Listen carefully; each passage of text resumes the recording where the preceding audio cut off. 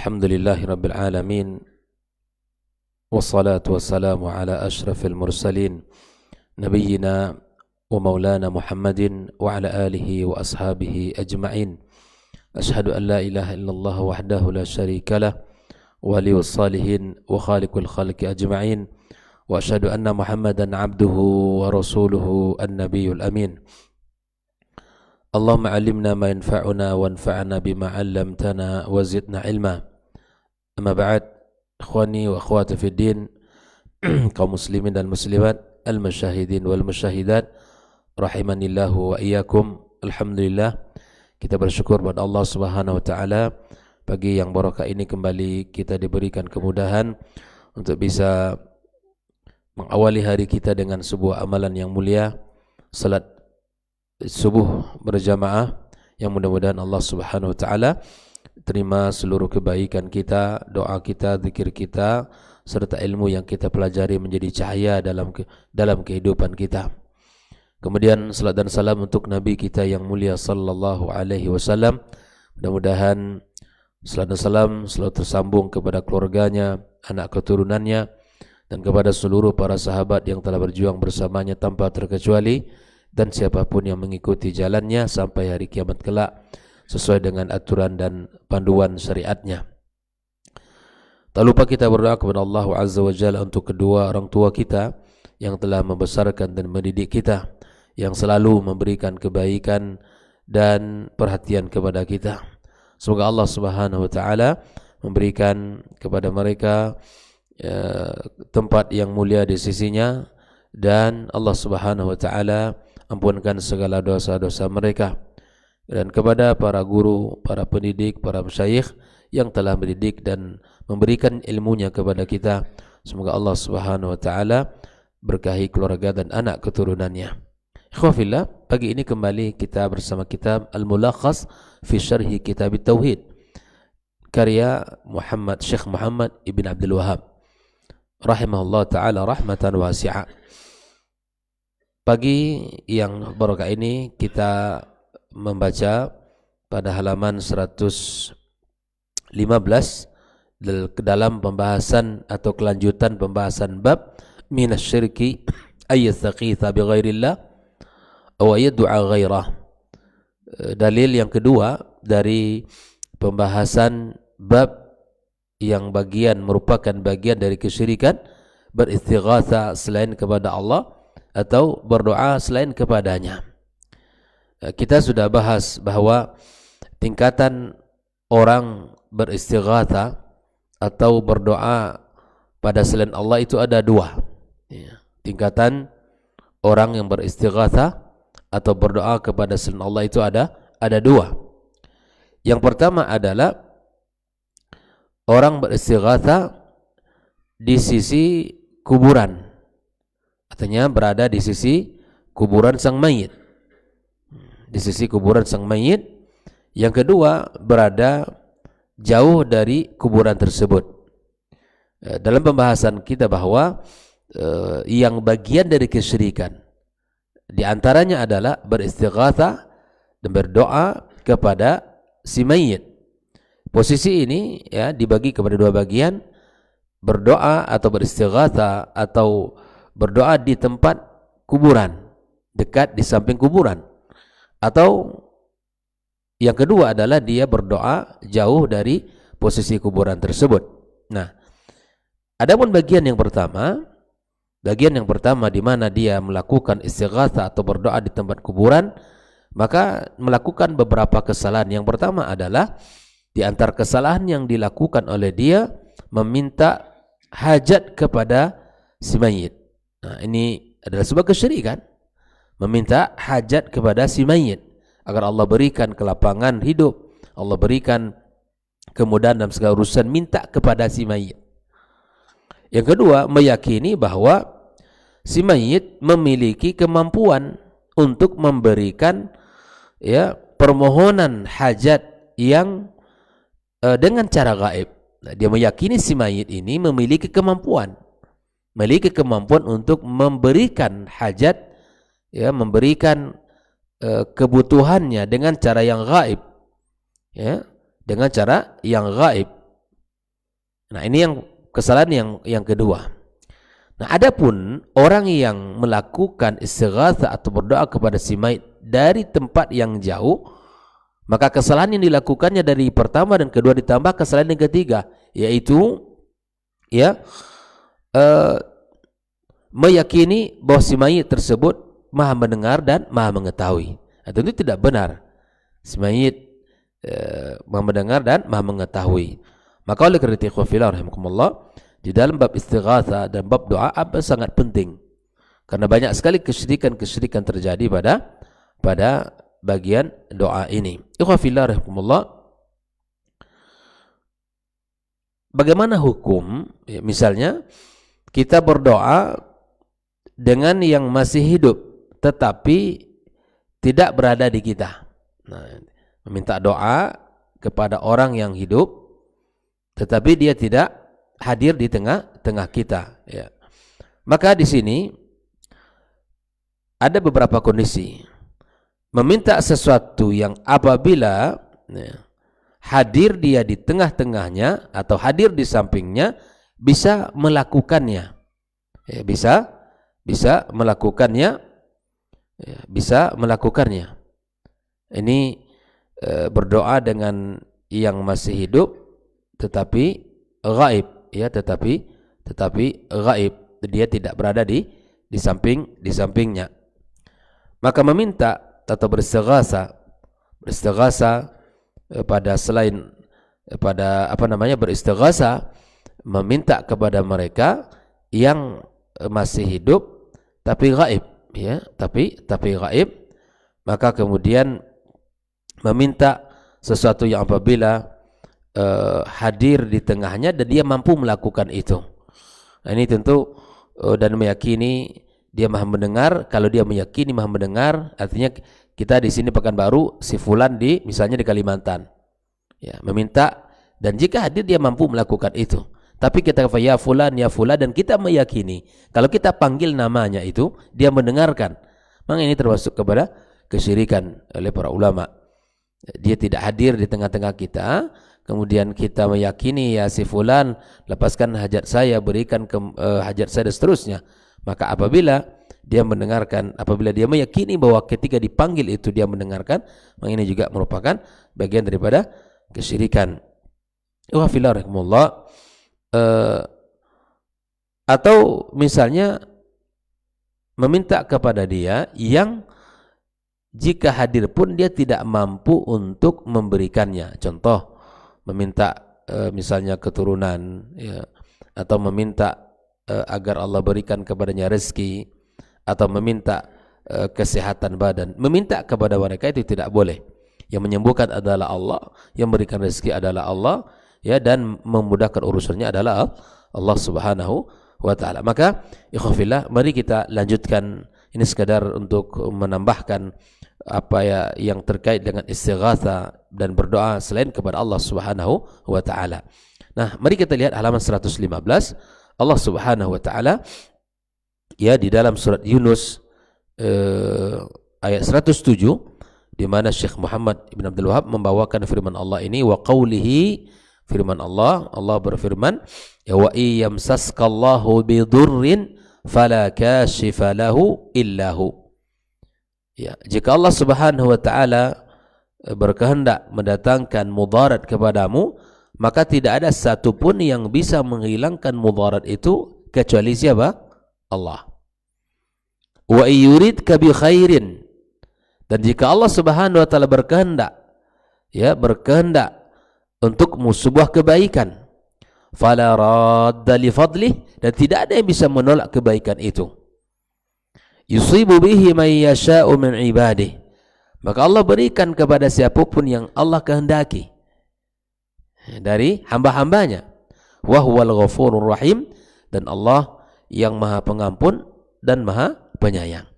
Ayat yang kedua yang menjadi dalil daripada pembahasan bab ini.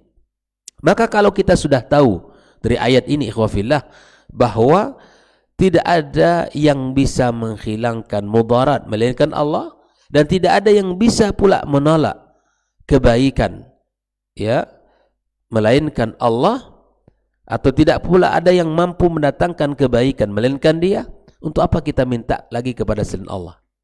Untuk apa kita memohon kepada selain Allah Subhanahu wa taala? Untuk apa? Kalau kita sudah jelas faham dengan ayat ini bahwa tidak ada yang bisa mengangkat ya segala kemudaratan melainkan Allah, dan tidak ada yang bisa ya menolak kebaikan melainkan Allah, terus untuk apa kita meminta kepada selainnya? Ini adalah pelajaran mahal untuk kita bersama di dalam kehidupan kita.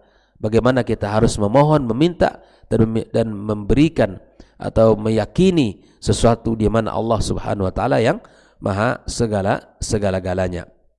Baik, mari kita lihat bagaimana Syekh Shalih Al-Fauzan menjelaskan wa ayyamsaska, artinya ini yusibka, jika engkau ditimpa oleh musibah. Dalam kehidupan tidak ada orang yang tidak mengalami ujian, ya, tidak ada. Ya, maka kemudian jika itu terjadi pada dirimu, ya, maka yakinlah bahwa tidak ada yang bisa menghilangkan melainkan Allah. Artinya tajamkan ya pandangan kita pada perkara ini dan besarkan harapan kita kepada Allah. Allah yang maha mampu. Ya. Bidurrin artinya bifaqrin. Ujiannya berupa bisa kefakiran. Au maradin, bisa berupa sakit yang menimpa kita. Au ghairi dzalika min anwa'i dzur, atau yang lainnya berupa jenis-jenis ujian lainnya. Ya kan? Kesulitan hidup, kemudian kesehatan kita yang tidak stabil, ya, kemudian urusan kita yang tidak lancar, dan anak-anak yang memiliki masalah, keluarga yang tidak merasakan normalnya perjalanan itu, terusnya macam-macam urusan kita ini. Ya, yang paling kita takutkan adalah urusan kita diuji dari urusan agama kita. Jangan sampai Allah Subhanahu wa taala memberikan kepada kita ujian dalam urusan agama kita. Karena kalau ujian-ujian selain agama, ya bisa akibatnya hanya kehidupan dunia. Tapi kalau ujian agama kita, semakin jauh kita dari agama kita, semakin buruk kondisi diri kita dalam agama kita. Itu berakibat fatal dalam kehidupan kita di akhirat kelak. Makanya Rasulullah SAW berlindung agar tidak Allah uji dia di dalam urusan agamanya. Allahumma la taj'al musibati fi dini. Ya Allah, jangan engkau jadikan musibahku ya yang merugikan agamaku. Bayangkan, kita jaga agama kita agar baik-baik saja, agar ya dia berjalan sesuai dengan aturan Allah Azza wa Jalla. Ya, maka kemudian ikhwafillah, apapun yang menimpa kalian, kata Allah, kefakiran, rasa sakit, ya, atau kesulitan dan lain sebagainya dari bentuk-bentuk ujian, fala kashifala ay fala rafi'alah, tidak ada yang bisa mengangkatnya, tidak ada yang bisa menghilangkannya, ya. Begitupun kata fala radda ay fala dafi'ah, tidak ada yang bisa menolak daripada kebaikan itu. Maka ikhwafillah, di dalam ayat yang barusan kita baca, lalu kemudian Syekh Shalih Al-Fauzan mengatakan al-ma'na al-ijmali lil ayah. Makna global dari ayat ini apa? Yukhbiru tabaraka wa ta'ala annahu al-mutafarridu. Allah mengabarkan dalam ayat ini bahwa dialah yang maha esa, al-mutafarrid, ya, bil mulk atau bil milk, dengan memiliki kerajaan atau dengan menguasai segala sesuatu, memiliki, wal qahar, ya, yang menaklukkan, wal ata, dialah yang memberi, wal man, dialah yang menghalangi, wad dur, memberikan mudarat, wan naf', atau mendatangkan manfaat. Semuanya di dalam kuasa siapa? Allah Subhanahu wa taala. Kebaikan, keburukan, kesulitan, kemudahan, ya, kesenangan, dan semua itu dalam kuasa Allah Tabaraka wa taala. Duna masiwa, tidak ada yang lain. Lalu masuk akalkah seseorang ketika sudah mengetahui perkara ini, dia minta kepada selain Allah, meminta kepada kuburan, meminta kepada jin, meminta kepada yang sudah meninggal dunia, meminta kepada wali fulan yang jauh, yang dia telah meninggal dunia? Dan ini adalah bagian dari fitnah, bagian daripada musibah yang menimpa umat ini, ikhwafillah. Dan inilah yang selalu digaungkan oleh Syekh Muhammad Abdul Wahab untuk kembali kepada ajaran Islam yang murni, mengikhlaskan ibadah hanya kepada Allah, mengikhlaskan permohonan kita hanya kepadanya, tidak meminta kepada selain Allah Azza wa Jalla, tidak meminta kepada selain Allah Azza wa Jalla. Nah, ikhwafillah, fayalzam min dhalika ay yakuna huwa al-mad'u wahdah al-ma'budu wahdah duna ghairihi.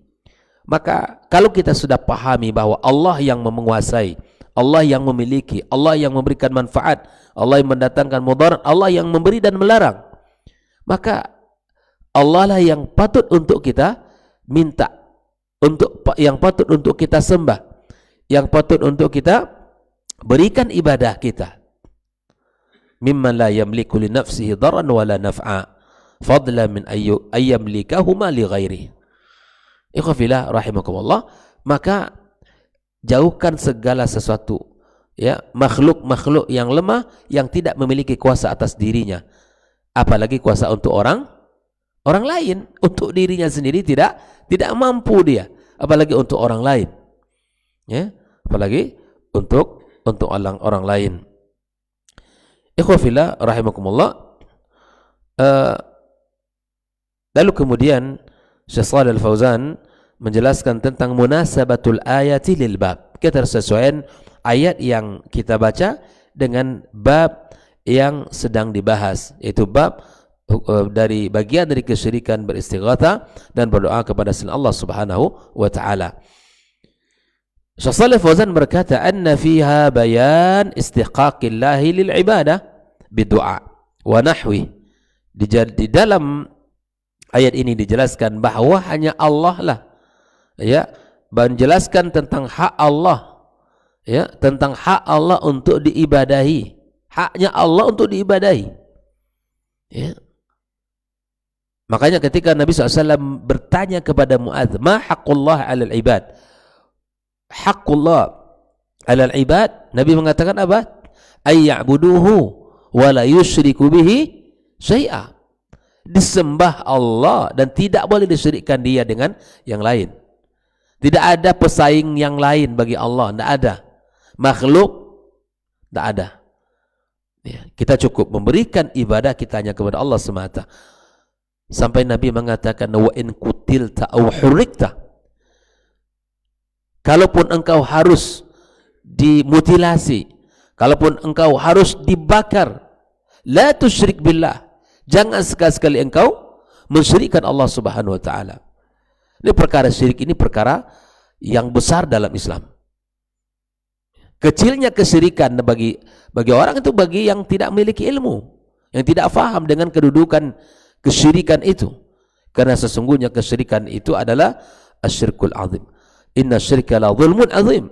Kesyirikan itu adalah kezaliman yang besar.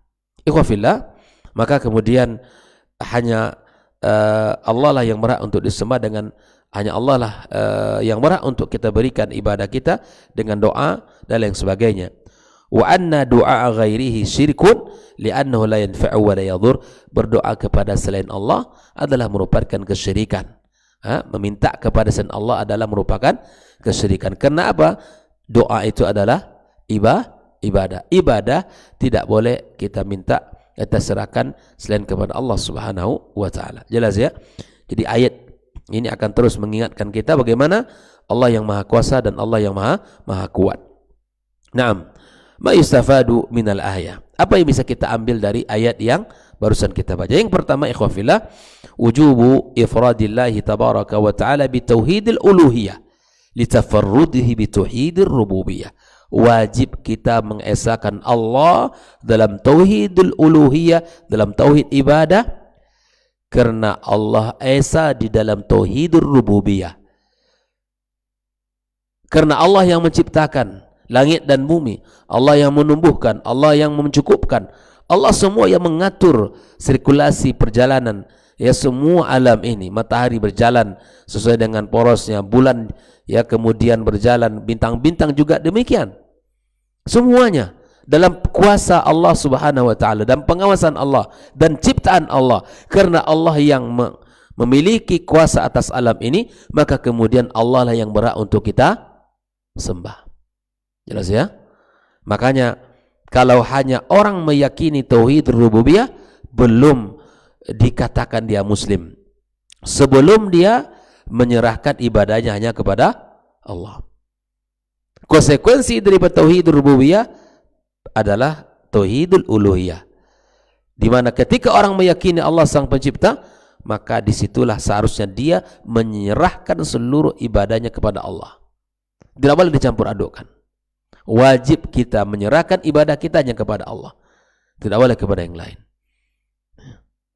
Allah menciptakan kita, ya, sebagaimana sering diungkapkan sebagai contoh, ada seorang budak yang kemudian dibebaskan, diberikan, dicukupkan kebutuhan oleh tuannya, lalu dia berbakti kepada yang lain. Kira-kira perasaan tuannya gimana? Ya, tidak akan terima. Bagaimana sang Khalik yang menciptakan kita, yang mencukupkan kebutuhan kita, yang memberikan kesehatan kepada kita, yang memberikan seluruh keinginan kita, lalu ibadah kita serahkan kepada yang lain. Ini perbuatan yang salah. Yang kedua, butlanu du'a'i ghairillahi li'ajzih, ya, bahwa batal berdoa kepada selain Allah karena dia lemah. An-naf'in man da'ahu wa daf'id dhurri anhu. Lemah dalam bab apa? Lemah dalam memberikan manfaat, lemah di dalam menolak mudarat. Untuk dia sendiri saja tidak mampu, apalagi untuk orang lain. Masa kita minta kepada yang tidak mampu? Ya.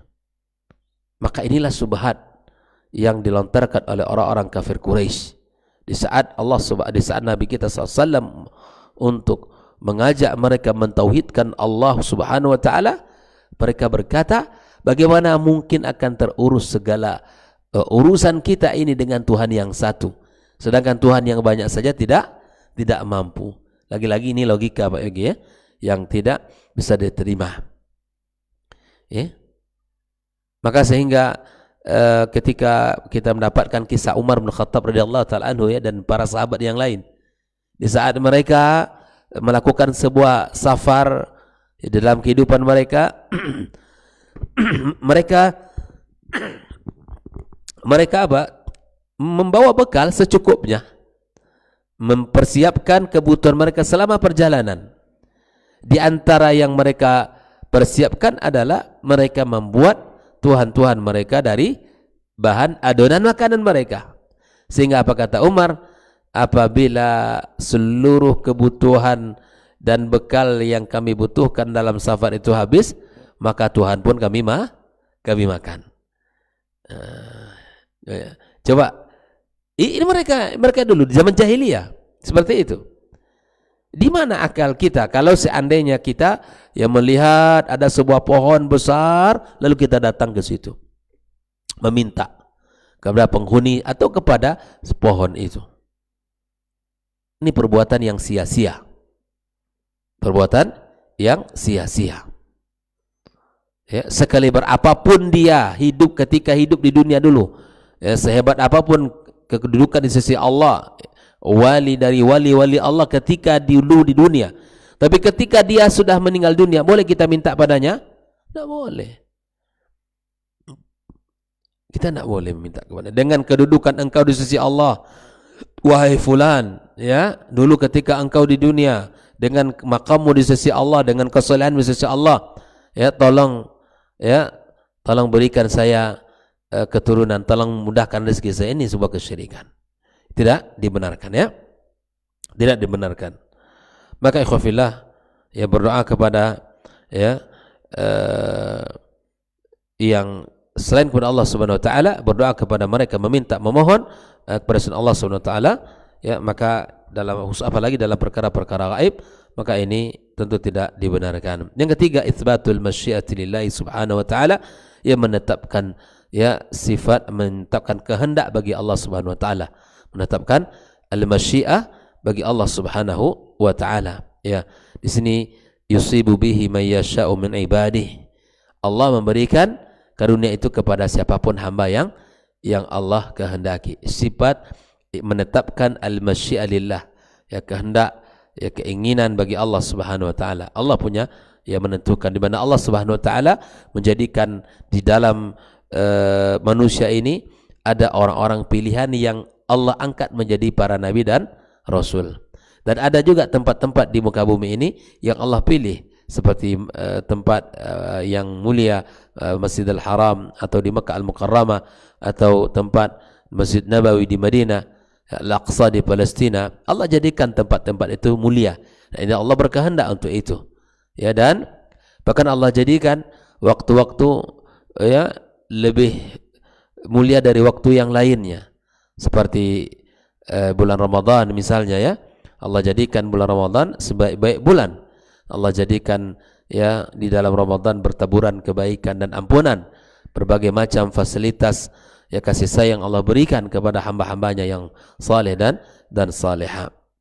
Nah, oleh karenanya ikhwafillah, menetapkan al-masyiah lillah subhanahu wa ta'ala. Yang keempat, itsbatu sifatil maghfirah war rahmah lillahi subhanahu ala ma yaliqu bi jalali. Kita menetapkan dua sifat, al-maghfirah yang maha pengampun, war rahmah yang maha ya pengasih, ya bagi Allah Subhanahu wa taala sesuai dengan sifat yang layak bagi Allah Azza wa Jalla. Menetapkan ampunan bagi Allah, mengampuni dan menyayangi adalah sifat Allah Subhanahu wa taala, dan kita harus menetapkan itu. Menetapkannya sebagaimana ditetapkan oleh para ulama, bagaimana Nabi SAW menyebutkannya, bagaimana para sahabat meyakininya, dan bagaimana mereka para tabi'in dan tabi'in. Ikhwafillah rahimakumullah. Maka di dalam surat Yunus ayat 107 ini Allah Subhanahu wa taala memberikan kepada kita gambaran sekali lagi bahwa kalau kita sudah tahu Allah yang maha kuasa, yang maha memiliki segala sesuatu, maka kenapa kita harus mencari selain Allah berupa makhluk yang lemah seperti kita untuk kita sandarkan diri kita dan untuk minta kepadanya? Ini sebuah perbuatan yang menyalahi aturan syariat. Ya, minta kepada Allah, sandarkan segala sesuatu kepadanya, ya besarkan harapan kita kepadanya. Jangan minta kepada yang sudah meninggal dunia, kepada ya kubur, kepada binatang-binatang, kepada berhala-berhala, kepada pohon-pohon, dan kepada penghuni-penghuni lembah, penghuni-penghuni ya jalan dan lain sebagainya. Karena itu adalah perbuatan syirik kepada Allah Subhanahu wa taala. Ikhwafillah. Nah, ulama mengatakan bagaimana hukum memohon kepada si mayit untuk mendoakannya kepada Allah. Jadi bukan minta kepada si mayit, tapi memohon kepada si mayit, ya fulan ya ilan, doakan saya di sisi Rabb agar Allah berikan kepada saya ya kemudahan, keturunan, rezeki yang lapang dan seterusnya. Maka di sini ada dua pembahasan para ulama. Ya, yang pertama minta doa di sisi kuburan, ini sebuah kesyirikan, bahkan ini adalah bid'ah mungkara, sebuah perkara bid'ah yang mungkar. Yang kedua adalah meminta dari jauh dari kuburannya. Nah, ini adalah sebuah kesyirikan juga yang dianggap dia wali, yang minta jauh dari kuburannya. Dan kemudian dia katakan meminta kepada si fulan, dan fulan itu meminta pula kepada Allah Azza wa Jalla. Ini sebagai menjadikan dia wasilah kepada Allah Azza wa Jalla. Maka ini tentu sebuah pelanggaran dalam agama kita. Inilah 4 faedah yang bisa kita ambil. Wajib menetapkan tauhid rububiyah, tauhidul uluhiyah, karena telah kita katakan Allah Esa dalam tauhid rububiyah. Kemudian salahnya ya permohonan yang kita mohonkan kepada selain Allah karena kelemahannya. Kemudian menetapkan masyiah bagi Allah dan menetapkan dua sifat maha pengampun dan maha penyayang, maha pengasih kepada hambanya. Wallahu taala alam. Ya, semoga hari kita semakin lurus, semakin jelas, ya, semakin kuat diri kita bahwa yang menolak itu hanya Allah, yang bisa mendatangkan manfaat hanya Allah. Apapun lah ya ujian, apapun lah serangan, apapun lah bentuk kondisinya hari ini, kita tetap yakin Allah berkehendak kebaikan, memberikan kebaikan untuk kita dapat. Bahkan Nabi kita mengatakan, kalaupun seluruh orang berkumpul di muka bumi ini untuk mendatangkan mudarat kepadamu, tidak akan kamu dapatkan mudarat itu kecuali apa yang telah Allah tetapkan untukmu. Sebaliknya pula, kalau mereka berkumpul seluruh bumi ini bersatu padu tolong menolong untuk mendatangkan manfaat kepada kamu, kalau Allah tidak berkehendak maka tidak akan terjadi. Maka yakinlah kepada Allah Subhanahu wa taala, ya, kalau Allah berkehendak, ya, maka cukup mengatakan kun fayakun. Dah jadi, maka jadilah dia. Udah, kalau begitu tenang hidup kita, Pak. Tidak ada yang bisa kita yang tidak ada yang membuat kita galau. Tenang hidup kita, serahkan urusan kita kepada Allah yang Maha Kuat dan Maha segala-galanya. Wallahu taala alam bissawab. Semoga apa yang kita bahas pagi ini bisa dipahami dengan baik dan benar dan bisa diamalkan dalam kehidupan kita. Luruskan agama kita, bersihkan tauhid kita, jauhkan dari kesyirikan, jauhkan dari segala perkara-perkara bid'ah dan para khurafat, perbuatan-perbuatan yang menyimpang. Wa sallallahu ala nabiyyina Muhammadin wa ala alihi wa sahbihi ajma'in. Wa subhanakallahumma bihamdik asyhadu an la ilaha illa anta astaghfiruka wa atubu ilaik. Wassalamualaikum warahmatullahi wabarakatuh.